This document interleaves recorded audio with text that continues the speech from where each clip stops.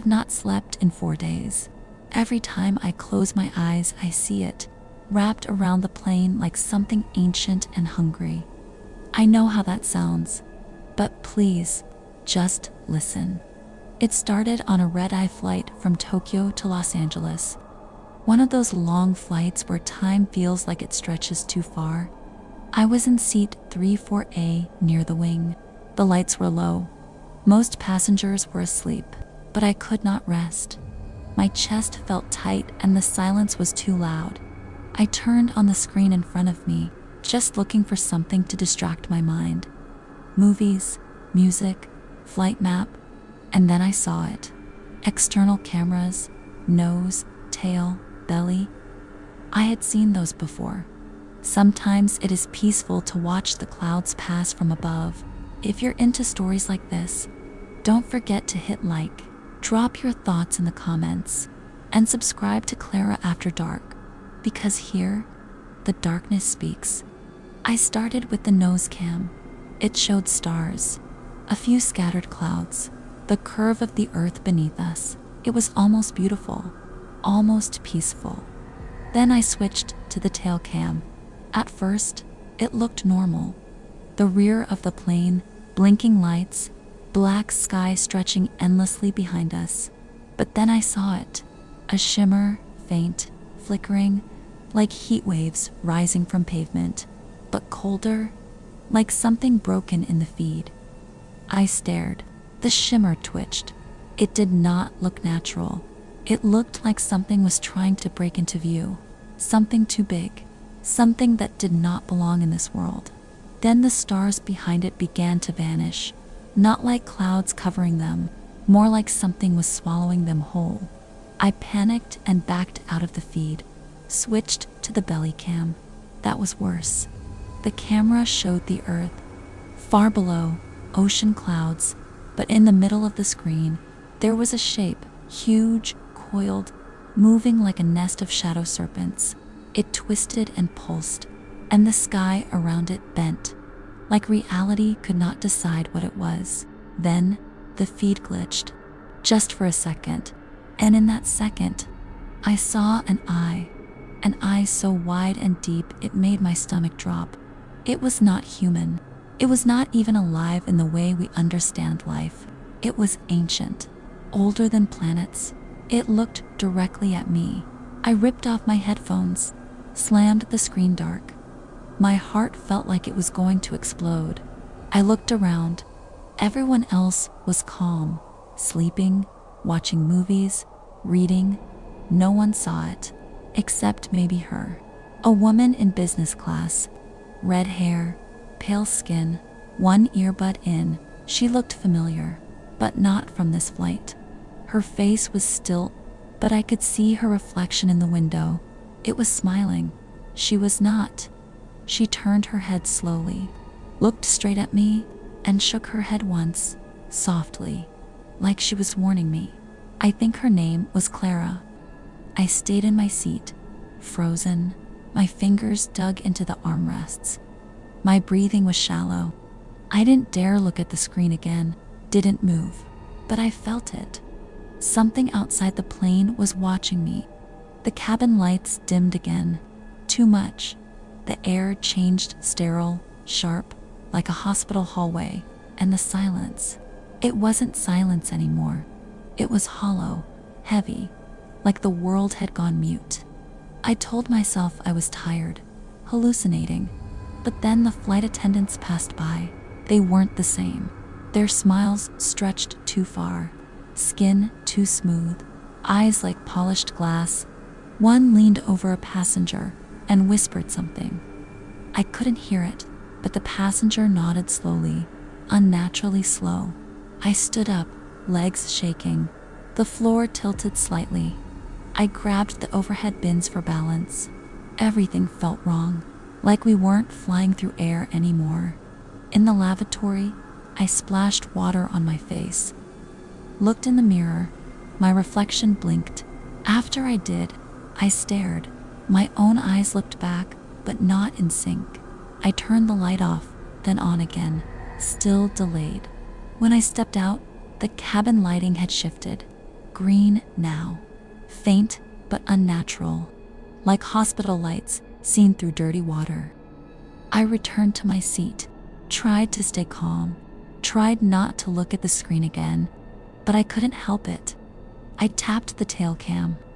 The sky was too dark, not nighttime dark deep, like ink. The stars were moving, not twinkling, moving, orbiting something in the distance, something invisible. Then the shimmer returned, no longer faint. It pulsed like a heartbeat of shadow. A low hum filled my skull. My ears ached. The camera zoomed in on its own, static flickers. Then the shape appeared again, and this time I saw more, not arms, not legs, tendrils, endless, twisting in impossible ways. It didn't belong in our world. It was wrapped around the plane, tight, watching. I felt it smile, not with a mouth but with its presence, like an oil slick sliding into my thoughts, filling the cracks in my mind. Then the screen went black, static. The cabin lights flickered. The captain came on over the intercom, but it wasn't his voice, not human, not mechanical. A whisper wrapped in static. It said a word, one I can't repeat, not because I don't remember it, but because it didn't belong in any language. I felt it in my bones. The woman from business class turned toward me. Her lips moved, but no sound came out. Only silence, only pressure, only her eyes. The voice on the intercom stopped. Silence returned, but it was not comforting. It was thick, heavy, like it filled every inch of the cabin with invisible weight. I looked around and tried to gauge the other passengers. Some were still sleeping, some staring blankly at their screens. No one was speaking. No one seemed aware, except her. The woman in business class, Clara. I still do not know how I remember her name. It just came to me, like I had always known it. She stood slowly and walked toward the front of the plane. No one reacted, not even the attendants, as she passed by them. They stopped moving, completely, like dolls with no strings. I tried to follow her with my eyes, but the aisle twisted. Literally, it bent in an impossible direction, like a hallway in a dream. I blinked and it was normal again, but she was gone. Then the announcement chime rang again, 3 tones, but distorted, stretched too long. The voice returned, only this time it was inside my head, not loud, but clear. It said, "Prepare for arrival." Arrival where? The seatbelt light flickered red, not orange, not yellow, red, the kind of red used in emergency signs. I looked out the window, and the sky was gone, just black. No stars, no clouds, no earth below, just void. The shimmer had grown. Now it was wrapped fully around the tail of the plane, moving, undulating, feeding. The cabin lights dimmed again. Everything buzzed softly, like an old television screen before it shuts off. I heard movement behind me, turned my head, saw a man standing in the aisle, staring straight ahead, mouth open, but no sound. Then another, then another. They stood like statues, eyes wide, like they were seeing something I could not, or maybe something I refused to. One of them raised a hand, pointed at the screen on my seat. It turned on by itself. Nose cam, nothing. Tail cam, shimmer. Belly cam. That was when I saw it. The earth, still far below, but it was wrong. Too smooth, too round, like it was drawn, painted. Then the screen flickered. For less than a second, it showed something else. A city, dark, empty. Skyscrapers leaning at strange angles. Lights blinking in no pattern. Like a place built from memory, but drawn by something that had never actually seen Earth. Then static again. The voice in my head whispered one last word: welcome. The plane began to descend, but the engines made no sound. The turbulence felt wrong, like the plane was not pushing through air, but through liquid or fabric or something more alive. My reflection in the window moved again, just a second late. Then it smiled, and I did not. The plane kept descending, but the cabin did not shake. No rumble of landing gear, no flicker of landing lights on the wing, just a silent fall into something that felt deeper than the sky. I looked outside. There was still no ground, just black, not night sky black, but the kind that feels wet and full of weight. My ears rang, the way they do when pressure changes too fast. Except we were not landing. Not really. Then, a flash, not lightning, not anything natural, but something pulsing beneath the void, a slow throb like a dying star. The passengers were still frozen, some of them smiling now, their teeth too white, too perfect, unmoving. I tried to scream, but my voice cracked in my throat. Then, movement. From the corner of my eye, Clara, standing in the galley near the cockpit door. She looked straight at me. Her eyes were calm, too calm, like none of this was new to her. She tilted her head slowly, raised one hand, and touched the door. It opened, not the normal way. It peeled, like fabric or skin. Behind it was not the cockpit. It was a hallway, stretching far too long to fit in a plane. Dark, with walls that breathed slightly in and out. She stepped through, and the door closed behind her. I stood. I do not remember choosing to. My body just moved, as if it knew something I did not. The other passengers didn't even blink. As I walked past them, I reached the galley, placed my hand where Clara had. The wall felt warm. It opened again. That same impossible hallway, dim light, shifting walls, like we were inside a living thing. I stepped through, and the sound returned. Not noise exactly, but layers of whispers, of distant radio signals, of something that spoke behind thought.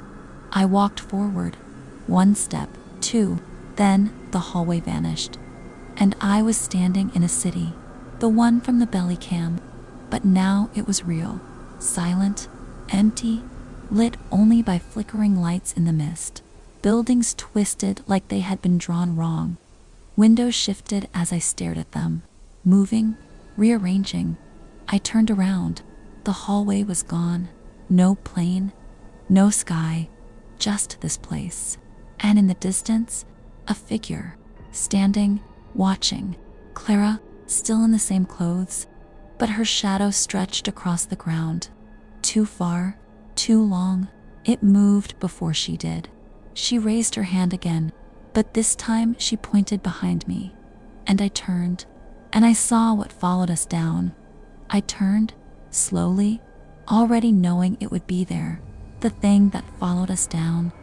At first I thought it was a building, tall, endless, black, but then it moved, not quickly, not violently, but like gravity bending around a thought. It had no clear shape, just layers of limbs, tendrils, appendages without form.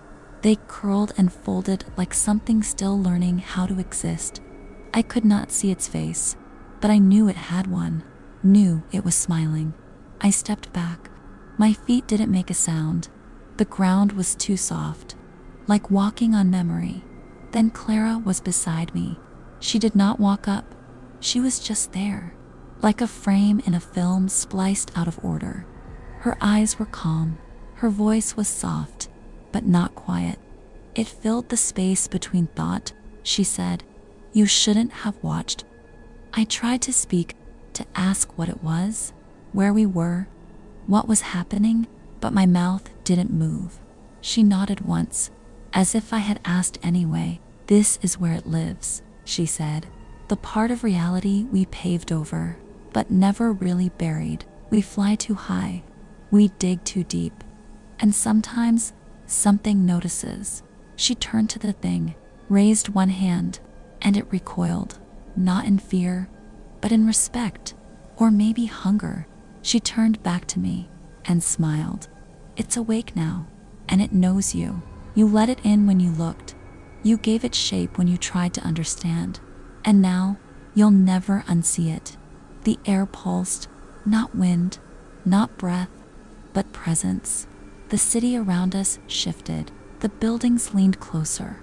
The sky blinked. I staggered. My knees buckled. I closed my eyes, but it didn't help, because it wasn't about seeing, it was about knowing. It was inside now, not just me, but the world. Clara placed a hand on my shoulder. You can't go back, but you can go forward. You just have to stop pretending this isn't happening. She looked past me again. The thing behind me pulsed once, a low vibration that rattled my ribs. Then she turned and walked into the mist. No footsteps, no sound, just a trail of quiet that swallowed everything after her. And I followed, because I didn't have a choice, because she was the only thing left that still looked human. We walked, or maybe we floated. I don't remember my feet touching anything, only the feeling of movement. The mist parted for Clara, but not for me. It clung to my face, crawled up my arms, left a taste like static on my tongue. I kept close to her, because behind me, the thing still followed. I never heard it, but I felt it, like a second spine growing under my skin. We passed things I didn't want to see.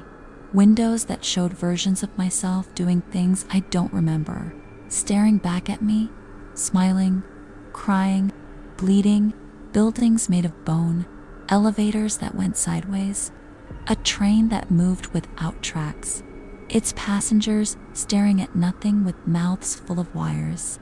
None of them blinked. We kept going until we reached a staircase. It spiraled down, to narrow, to steep, carved from stone that pulsed underfoot, like it was alive. Clara turned to me. This is where the choice ends. She said, you've come too far to forget, but you can still change shape. I didn't understand, but I nodded, because pretending to understand was easier than asking. She started down the stairs. I followed, and the air got thicker, heavier, like syrup or blood. I began to hear something far below, a rhythm, not drums, but heartbeats, massive ones. Each beat shook the stone, and my teeth, and my thoughts. The walls started to move, slowly at first, breathing, then twitching. I kept going. My vision blurred, but Clara remained sharp, unchanged. Then she stopped, placed her hand on the wall, and whispered something. The stone peeled open, and behind it, a room, circular, vast, filled with symbols I couldn't read, floating in the air like smoke. At the center was a pool, still, black, endless. She looked at me. This is the gate. It's not a door, it's an answer. If you go in, you don't come out the same. I stared at the surface. It didn't reflect me. It reflected something else, something close to me, but longer, thinner, wrong. My mouth moved without sound. I looked at Clara. What happens if I don't? She smiled. Then it finds someone else. The water didn't ripple, didn't move, but something beneath it did. I couldn't see it, only feel it, like a whisper beneath the skin, like fingers brushing the inside of my skull. Clara stood beside me, watching, waiting. I asked again, what happens if I don't go in? She didn't answer with words. Instead, she raised her hand and pointed behind me. I turned and saw it. The thing, the one from the cameras, from the sky, from the shimmer. It was here now, no longer hiding, no longer flickering between dimensions. It filled the doorway, taller than the room, its body wrapped in layers of thought and shadow, limbs spiraling in and out of themselves, mouths that weren't mouths opening across its body. It didn't breathe, but the room breathed for it. I couldn't scream, couldn't move. My legs locked. My eyes refused to blink. And then it spoke, not out loud, but inside, words etched directly onto the surface of my mind. "You already belong to me." Clara stepped between us. Her voice cut through its presence. Not yet. Her tone didn't rise, didn't shout, but the thing recoiled, slightly, barely, but it did. She turned to me. "This is your last moment. If you go forward, you change. If you stay, you dissolve." I looked at the pool, then at her, then at it, and I knew there wasn't really a choice, only an order of events. I stepped toward the pool. The air went still. The cymbals in the air spun faster. A sound like silence cracking open filled the room. I looked back one last time. Clara was watching, eyes calm, unblinking. The thing was gone. Or maybe it had moved inside me. I stepped in. The surface didn't tea break. It accepted no splash, no cold, just absence. Then everything inverted. There was no falling, no sinking, no sensation of movement at all. Only the memory of what it meant to move. My body wasn't mine. Not anymore. It had no shape, no surface, just thoughts and voices. Whispers blooming like mold in the corners of my mind. Some of them were mine, most were not. Clara's voice was the only thing I recognized.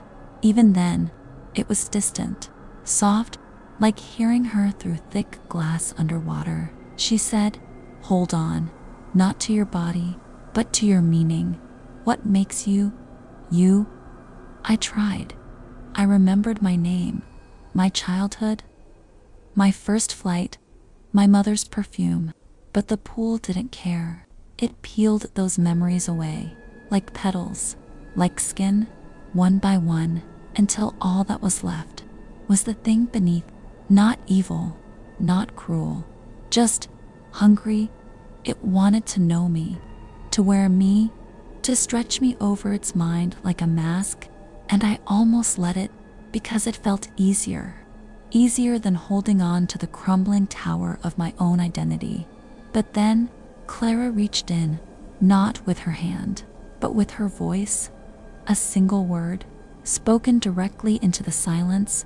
"Now," and something pulled. Suddenly I was rising, up through layers of liquid thought, through tunnels of shape and time, until breath returned, weight returned, sight, smell, pain. I was back, lying on the cold floor of the chamber, soaked but dry, breathing, but not alone. Clara stood over me, her face unreadable. Behind her, the pool was still. Again, whatever had happened, it was done.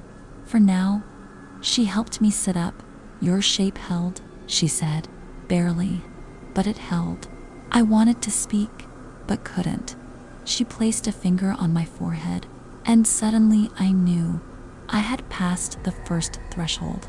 But there were others, more, worse, and I had been marked, not just by the thing, but by everything it touched. I woke up on a plane, or something shaped like a plane. The lights were dim, greenish, wrong. The cabin was empty, completely. No passengers, no flight attendants, no sound, just the low hum of something deep beneath. I looked to my side. Clara was there, but different. Her eyes were brighter, like two candles burning behind skin. She smiled. "You're back?" Sort of. I tried to stand, felt my legs respond, too slow, too sharp, like they remembered how to move, but not why. The windows showed stars, but not the ones I knew. No constellations, just patterns that made my teeth ache when I looked too long. I walked down the aisle, seat by seat. every headrest marked with symbols I didn't recognize. Some were glowing, some were whispering. I reached the cockpit. It was sealed. The door breathed, just once, then stopped. I turned to Clara. "Where are we?" She didn't answer. She pointed to a screen. I touched it. The tail cam came on. The shimmer was back, but not behind the plane. Inside, in the aisle, in the walls, in me. It pulsed with every heartbeat, but not mine. Something had come through with me. Or maybe I'd left part of myself behind. Either way, there was no going back. Not really. Clara stepped forward. She placed her hand on my chest.